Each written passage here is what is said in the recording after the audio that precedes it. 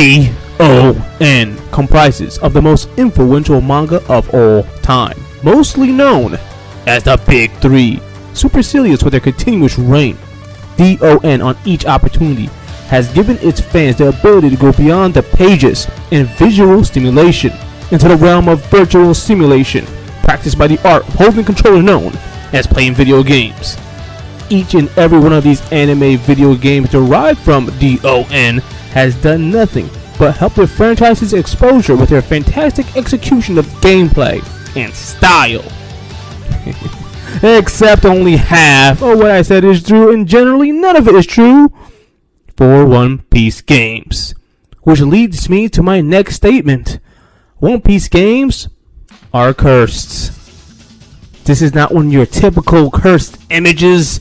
We're talking about whole ass games, as this perfectly leads into my next announcement. The cursed One Piece arc miniseries within my Showdown series. Very anime, right? And we're not even this many minutes in. Anyway, it's time to start this One Piece shit off. This cursed One Piece shit off with One Piece World Seeker, a relatively newer One Piece.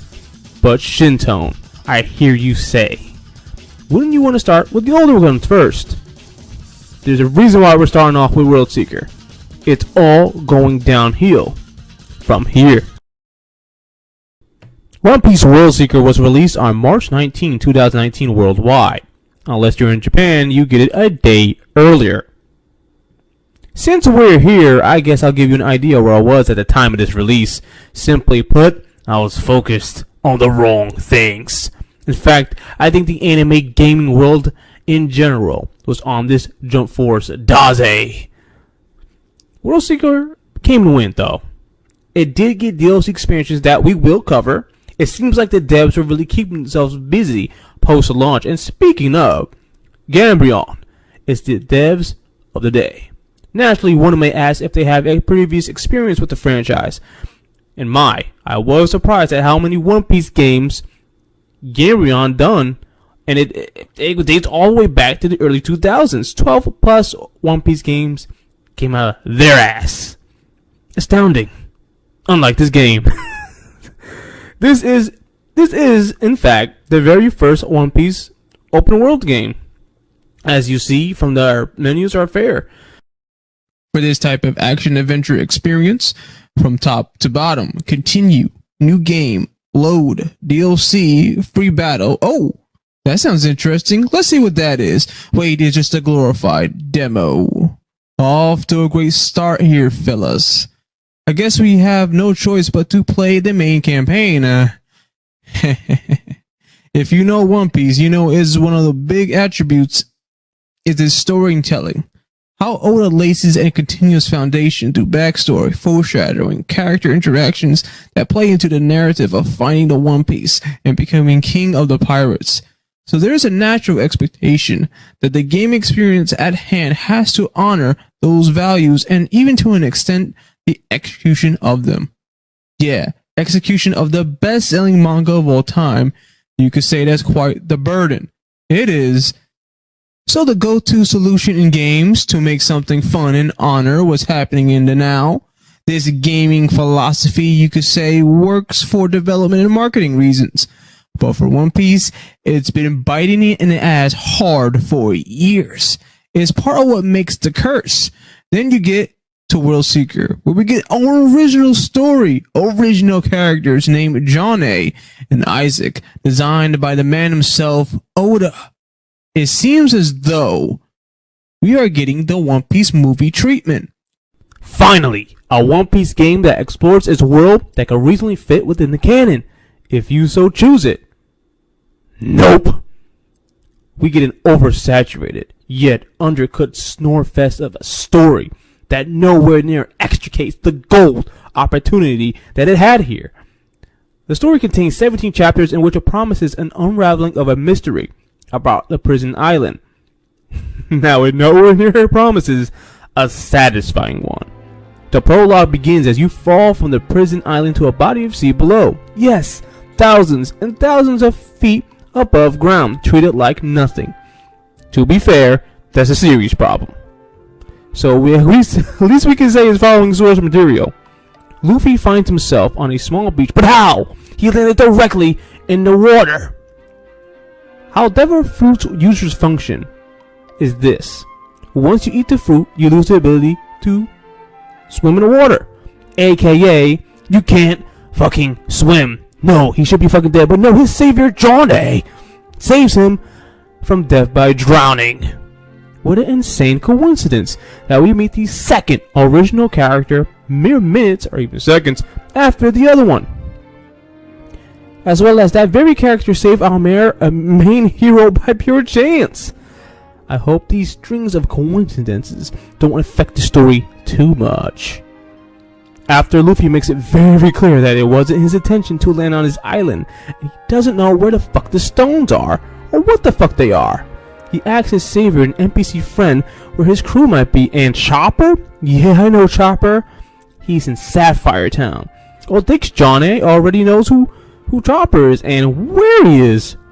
Well, that's dandy. That, my friends, is our first fuck exploration point. Luffy's basic movement is explored here. As you will experience, he feels sluggish as shit. One movement in particular, takedown, stands out. Especially for Luffy, a character known to be loud and proud about his actions. To add a silent attack option to his arsenal is questionable at best. Your arm extend is your main traversing movement. A natural inclusion.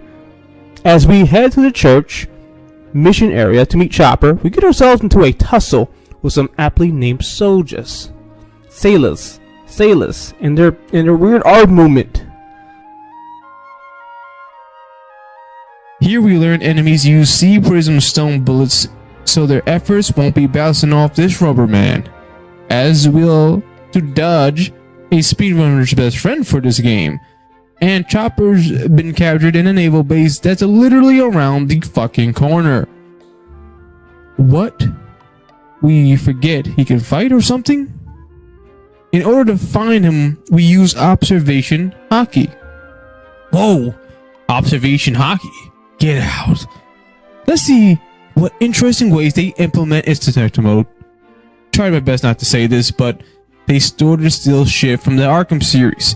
They refine most things for Luffy, sure, but takedowns, observation mode perception, arm extend, makes the inspiration pull a little obvious. Observation mode perception can be quite useful in game multiple ways, but not too useful. Unlike detective mode, it has a timer between uses. I have to use perception to get you to the chopper. Chopper lets you know of the Thousand Sunny's location and position near Amber Harbor. Plus, there's a pirate that needs to help our cause cause he's a doctor and shit. Oh, don't forget to get Johnny, cause she knows more about this island than anybody else. 1. How the fuck can you verify that, Chopper? 2. How does her knowing about the island correlate with you wanting this person I just met by chance help with the treatment when she's not a fucking doctor herself? So starts the Johnny Vortex. Oh, look, skill points. Might as well drop this big douche right here. When you complete a main or side mission, you gain a bulk of skill points. How many depends on how close you are to chapter 17. It can range from 200 to 500. Yeah, you can get some by defeating enemies, but they're usually not much. So spend it on when you get it. When introduced to the skill tree, the game starts you off by slightly upgrading your health and parameters. Remember, when I said Luffy felt sluggish? The one movement upgrade they have does fix that issue a tad. I highly suggest you get this one as soon as possible. I know, I did. In fact, I have many suggestions and a direct answer to which one is the most useless. It's explore. Do not waste your time with this. Only get and focus on Gum Gum UFO. This movement option is key to a good time on here. There is no second most useless one, but the skill trees I suggest you prioritize, that being parameter, armament hockey, Now, observation hockey, blue, is movement and speed, while armament hockey, red, is power and getting shit done. Seriously, the mode is only viable mode to fight in. You may like the speed and attack screens of observation at the beginning, but you'll soon be dying more times than you can count because of it. Since power is everything, you'll be leaning more and more toward it as you progress. As taught in Chapter 2, you can switch between them by pressing down on the D-pad. Speaking of, you may feel the beginning of this story after Chapter 1 is filler shit. Chapters 2 to 4 is all about getting you used to the game rather than the story. It's not a bad thing per se, but you really notice it while playing through these chapters. It'll test your patience, and you're gonna need a lot of that. I wouldn't even blame those that dropped the game at this point. What lies in Chapter 3 is what might keep you going. The boss fight against Smoker, which introduces special attacks, mainly Gum Gum Red Hawk. It showcases that there might be more to this game at the time. That is, cause if there's anything I gotta say about Smoker is that he'll be the highlight for all the wrong reasons. Just like Still City, in fact, the entire map. Once you explore the game, you start to question why this and that are there instead of taking in the scenery. Why the fuck does Still City have any roads? Why isn't there any unique air transport for islanders to get to one place to another, considering how separate the islands are? Why is this town bigger than this town? Why do the slums even exist when they're right next to a city full of bars and restaurants? Why the hell is the economy like? Why does everybody look the same and have different names? Anti-Navy Gordon? John the Scarred? Emina the Passionate? Jackie the Gentleman? You taught that guy who looks just like this fool and he's called Male Islander. This seemed like nitpicks, but in a One Piece story, details like this are important. The game recognizes this too by placing certain NPCs in returning roles throughout the story. You know, after talking to NPCs, exploring the map, and progressing through the campaign, you come to know one very big problem that might ruin your time as a player. Everything and everyone treats the map bigger than it really is. You might say that's how open world has been for a while, but then again, for One Piece, this is a crucial detail. Not only you'll see this as a problem in the story, but as a problem in gameplay. You'll probably want an example for all of this, a good one. Well, look no further than what I think may be the most infamous chapter. Chapter 5, Suspicious Woman. At the tail end of Chapter 4, we receive a big exposition drop on OG Isaac by none other than this very important NPC Rose, Pro Navy Rose. Let's hear what she has to say. He's the highest ranking officer, Navy officer on the island. What are you doing opposed to the Navy? It's hard right now. The taxes are high. My poor poopsies are in those damn prisons. But thank God he protects us from those forsaken privates. You know, what those prisons ain't so bad, they put the pirates in them. He's such a lifesaver that he pays us all this money to build prisons, because with all these sailors around, business is booming. That there's Isaac is such a bright boy. He's the son of the old leader. But when she died, he joined the Navy. What a blessing. He came back when he's conveniently placed a warden of the island. What a blessed individual. He does such good non-oppressive work every day. I heard he caught one of the Straw Hats. Wait, what? That's literally the most useful thing you said to me. Where are they? I don't fucking know. Ask Jill. That know-it-all bitch swears she knows everything in town plaza. Y'all always treat me like I know everything. I'm an elder lady. Thanks, old hag. I'm not even kidding. That's how we begin Chapter 5. So let's find Jill. Ooh, Johnny, what a surprise to see you here, talking to the very person I need to talk to. Did you find your crew? No, but Jill knows. I, in fact, do know Captain of the Straw Hat Pirates, as everyone's been buzzing about. Everyone? Who's everyone? Half the people either know about them or they don't. They're not a fucking myth. They're wanted pirates. Everyone in this map should know who they are. How the hell does Rose know nothing about them? Shit, I know she was talking about the economy earlier, but that was bullshit. I didn't want to hear about that. Anyway, yup, let's go to Naval Base. Oh shit, she stole a bunch of really important reports, bruh. What? Where'd she go? She looked poor as fuck. She had no shirt. What a foul sight for my sailor eyes. You know, where a woman like her go to the slums. Now we go from Naval Base to the slums. Beat up sailors talk to Skinny Bones. Oh, she's not here? No more? She's downtown? Okay, whatever that is. Johnny, just in the nick of time. What useless shit do you have to say to me now? You already established this shit. Right, let's get Nami at the front of the Naval Base, because that's where downtown is. No. No. This cannot be where I think it is. No way. No way. Just no. She's wait where the mission fucking started. Frankie and Robin have been captured. How? By these punk ass bitches? By these little ass punk ass bitches. Oh no, they're gonna start another riot in the slums? We gotta stop them. And she's gone.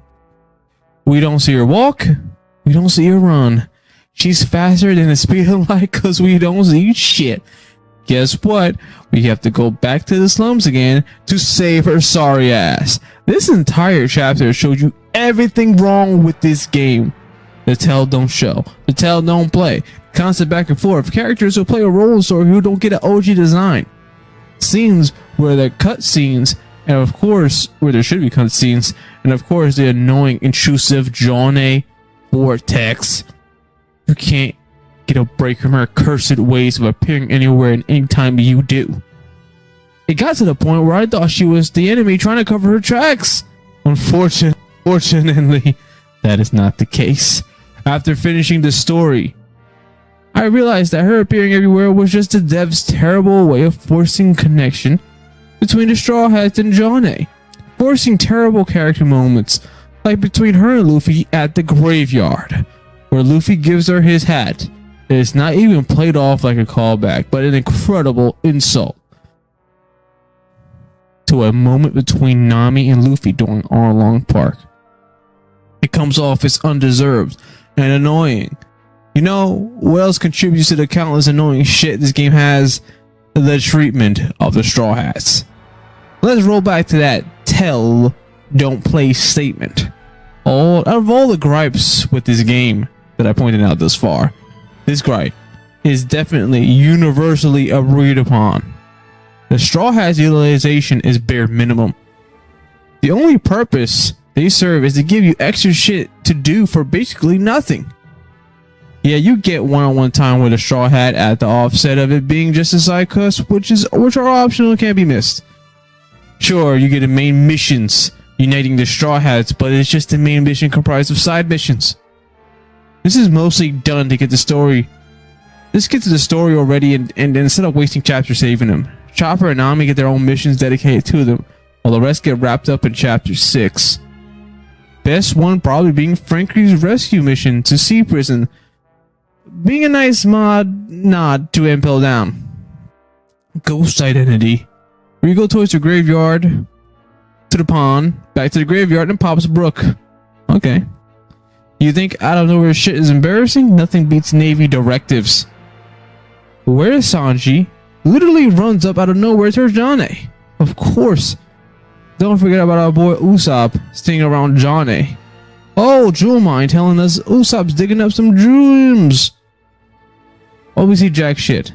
Funny enough, Zoro and Robin get one together. We meet Zoro. He hands us the keys to Robin. We fight Taishigi. Your first time? Cool, right? Like Smoker, it won't be for long. Free Robin. And just when you think the closest is clear. Hey, Johnny, this is Robin. Now to the Sunny.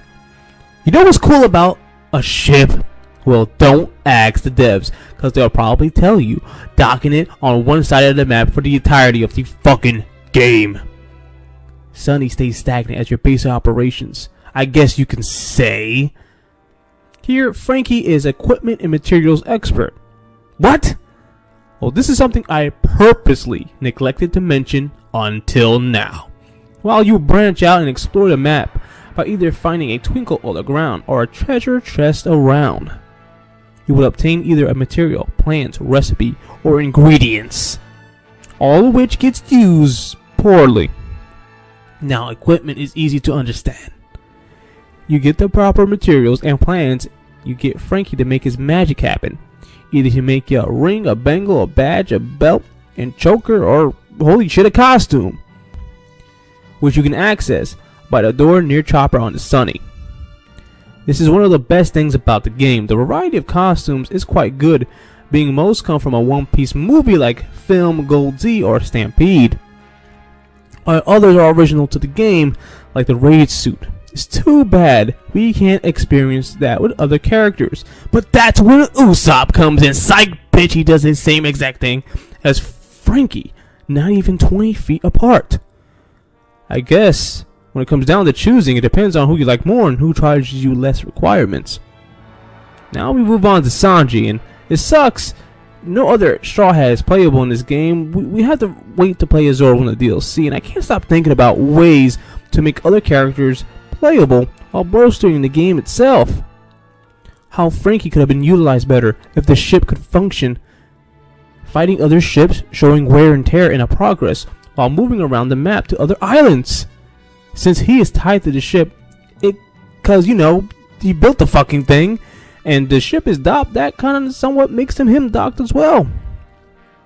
On Sanji's side of things, you can even say it's worse, cause he's more simple in execution, yet they still bench the fuck out of him.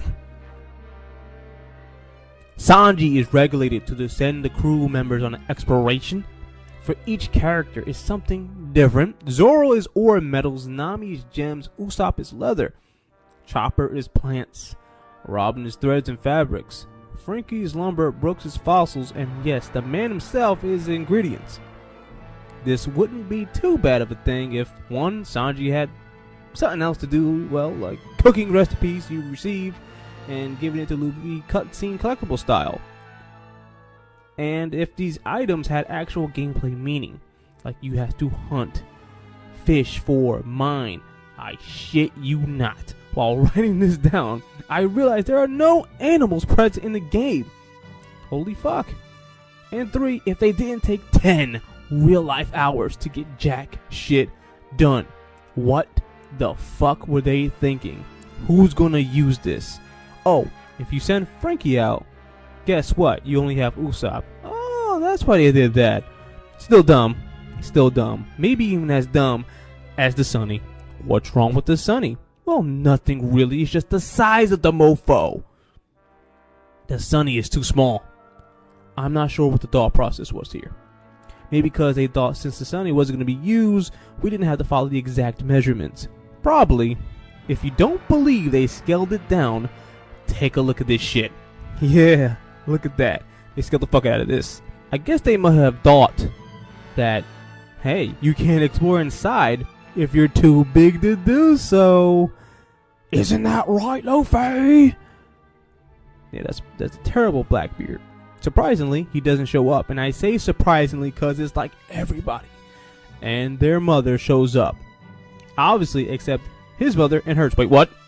That's right. Chapter 7's a big revelation. Their brother and sister. All of a sudden, this shit becomes about family. I'm getting revenge for mother. Please don't. Find Johnny. Yeah, whatever. She can't be too far. Are you fucking mad, man? You're fucking with me. You're fucking with me. She's at the graveyard. She's at the graveyard, isn't she? She's at the fucking graveyard. I can't with this. I can't. From this point on is where the celebrity cameos get wicked. Wicked in boss fights. Chapter 8 is literally a filler episode, except when it's not. Germa 66, why are you here? Let's do this follow mission without getting caught as Luffy. Wait, we already know where you are following us? Am I a joke to you? Boss fight against Germa 66? Buggy, where do you guys come from? Are we gonna fight Buggy? What a great callback. No, it's Kizaru. Wait, we get to fight against Kizaru? Well, I'll be damned. That was a cool boss fight. Let's fight him again. Oh, maybe not. Okay, let's talk to every NPC with a special role at the plaza. Wait, I didn't even get to tell you about Ray the Resolute and his son. Yes, that's his blood son. Do you see how stupid the NPC designs are? Do you see what happens when you don't give special NPCs their own design? You get nonsensical bullshit like this. Look out! There's a Navy Admiral around. What's going on with this chapter? We gotta fight Fujitora. Oh, that's sick. That is sick. It must be fate that we meet again. Or I could try this plot, but I'm gonna need a lot of firepower. Gear 4. There we go. Wait, no health? It's not broken. Shortens as you get it. I get it. I gotta get the Des Proc for handling it a bit different. Though you may want to upgrade the damage a bit. A really fun thing about Gear 4 actually. It transforms with the costume of choice. Something I did not expect and was pleasantly surprised about. That was a fun fight, Fujitora. Not catching up with you, but it's the end game now. At least that's what the story wants to make you feel. At this point of playing, I'm tired, you're tired, and guess what? The devs are tired too. Nothing showcases this better than the structure of the last few chapters. Chapter 9, Family Ties. Johnny gets kidnapped. That's it. Chapter 9, that's it. Chapter 10, Isaac Unmasked. Help Johnny. I'm literally fucking tearing right now. Rob Lucci. You expect me to be threatened by Rob Lucci? I just whooped Fujitora's ass. And then it hit me while fighting Lucci. He is the most challenging boss fight of the game. It got to the point that I had to switch to observation hockey to keep up with his speed. You know, the mode that's the least optimal? Oh, and there's no Gear 2. There's more to this shit list. Beat Lucci, Chapter 11, Release, cutscene between Isaac and Lucci. That's it. Chapter 12, To You. Did I mention Sabo is here for some dumb reason? Oh yeah, and he's all part of Bright Boys Isaac's plan. Drummer 66, Revolutionary Army, Akainu! Let me just say this. This story has some big balls to bring Akainu into this. Akainu should be treated on the same level as Blackbeard. Characters that don't need to show up every time big things happen, because there's other shit, more important shit, to focus on. You put him in a good story, or you put him in a crossover game, that's it. His appearance in this game is structured though, not needed. Especially since he appears so late in the game. NPC upset. Johnny sat and cried. Find Johnny and talk to her till the very last breath, you piece of shit. To the graveyard. You don't know the true meaning of pain, and you just pissed every single One Piece fan on the planet. You know what happened the last time Luffy got confronted by a woman for almost the same exact reason and same exact angst? He punched the bitch. Why the fuck didn't that happen here? That's definitely alcohol violence. Now that I think about it, isn't Johnny just a lesser Vivi with even lesser stakes? Looks like you needed Oda for more than a design. Like giving a personality worth a shit. But enough about that. More about Chapter 13, Radio Hijack. If Chapter 5 was the most infamous chapter, this has to be a close second. Johnny needs to send a message to the nation at war with each other. Of course we don't see shit. The Straw Hat's goal is to defend the tower while she makes her message. Once again, we don't see this. We get told though, the Straw Hat's not being playable or even seen fighting hurts the most here. You hear this and that as you ascend the tower. It just freaking stings, man. The message is clear though. Everyone stops fighting. Big Straw Hat moment. I mean, shit, if you told me that the original game was going to be called One Piece World Secret Alabaster 2, I would have fucking believed you. It's kind of funny. I didn't even mention Crocodile shows up. You fight him a couple of times. It's just funny how I just brought that up. Must be related or something. All is not well in the land of Chapter 14 Assembly. Isaac wants revenge, and he'll do anything to achieve it, even if that means putting his own sister in a robot suit for me to punch. Man, this dude must really want me to like him, doesn't he? Luffy's pissed at him for some reason. I don't know why. So he heads towards naval base to fight a pack of sailors, and then heads back to the plaza. End of chapter 14. I honestly have no words for this shit. I got none. If you have 100% karma with some characters, yeah, that's a thing, you can fight alongside them in chapter 15. Chapter 16/17, we go to Mount Everest to confront Akainu. Before Luffy gets absolutely destroyed, Sabo comes in to save us from an interesting ending. You son of a bitch. Luffy fights Isaac. Isaac realizes he was wrong. Isaac commits Sudoku, but not really Skypiea style. We finally say goodbye to this moron and leave with the Straw Hats the same way we came in, empty-handed. Done yet with my revenge. I have to tell you guys whether or not the DLC is worth buying and where it falls on the anime game tier list. Moving on with the DLC. Well, straight away, the game treats it as extra stories from the main campaign, that is. Starting off with Zoro. He's basically Armament Hockey Luffy with swords in terms of combat. You might find him to be much more enjoyable than Luffy. He has a cool ass wall jump. His supers are very satisfying to pull off. His serious mode can come in real handy without being too OP. Zoro's combat proves what I also thought about combat in general base game. It's actually pretty solid. Unless you use a super and it ends up going the wrong way. You use the lock on button and it prioritizes the wrong enemy. Heck, sometimes it wouldn't even stay locked on the same person. You might as well not even use it at all. Besides that universal crap, he is good. His DLC story though complements the main story in such a way it actually bolsters it. It tells things from Zoro's side of things and the base story. It surprised the shit out of me. But you know why it works? 1, you get away from this witch for the most part. 2, you get to explore brand new parts of the map. 3, you get to play as another Straw Hat. It's a strong reminder that things could have worked out better if you had these options before. The only downside is that you don't face anyone new. Kajiro is just a lesser form of the final boss, and I kinda teased this earlier, and it's time for me to say it now. Kizaru, Smoker, Taishigi, you'll be facing these three so many times via DLC, side missions, base game, you'll just get tired of it. In fact, post-base game, you can find all of these bosses, fight them on the map at their locations. You can even sneak up on some of them, except Rob Blucci, he ain't playing with that. Yes, that's Okiji, I swear, I didn't forget to bring him up. Bosses are an obvious highlight for me.